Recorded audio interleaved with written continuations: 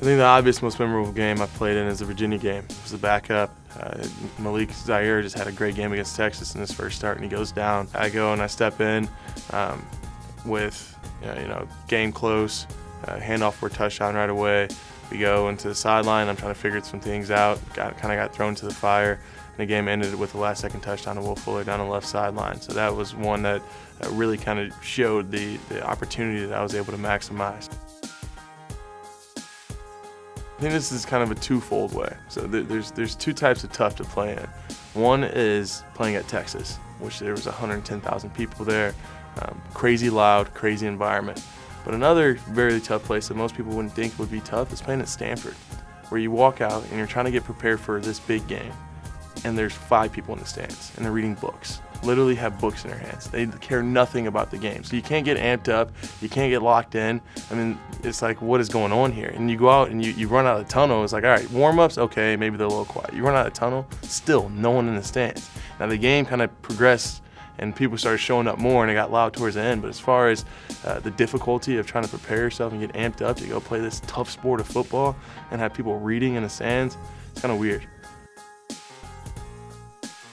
So with Notre Dame, there's traditions with everything, from what you eat to how you walk, and the way that all the details are in the facility. But some of the big ones are taking the walk to the game when you go and you shake hands with all the fans, or probably the most popular one is slapping the sign when you go out. Coming through this really small staircase down the tunnel, out of the locker room, knowing that there's been so many great football players in front of you who've all done the same thing, and everyone creates their little tradition on what they do with the sign, whether it be slap twice or 2 knocks and a bump or whatever it is. It's definitely really cool to be a part of that, especially in my position. I like to lead from the back, so I was able to be in the back of the line watching everyone else do what they do. I was able to go and knock on the DK so I can find myself within the sign. Yeah, real deep, real deep. When you play there so many times, you kind of forget about how many small details that most teams aren't used to. For instance, there's no advertising, so you're not going in there and seeing a bunch of Nike signs and Budweiser signs or Pepsi signs. You're going in there and you're doing nothing but playing football, and the fans just want to watch football. So you don't really realize that when you're playing a bunch of home games there, but when other teams come in and they make those comments like, oh yeah, this is kind of different. Sometimes you get a little upset the fact that the fans aren't necessarily as rowdy as you want them to be, but it's because they respect the game. They're not there to have a good time and party, but they're there to literally just watch the football.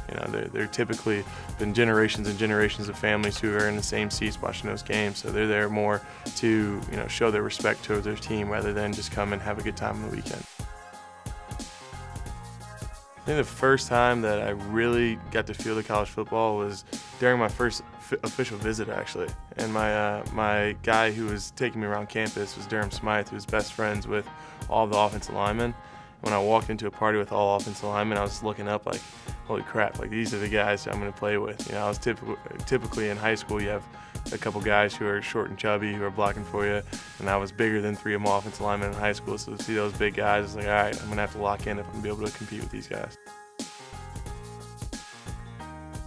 I think it's their loyalty. I was at least in a situation where we're up and down. Trust me, they love winning, and they're going to let you know they love winning, but they're still there, and that's the big part about the tradition. To keep tradition is to also be there through the ups and downs, and those fans have been around since before I was even born.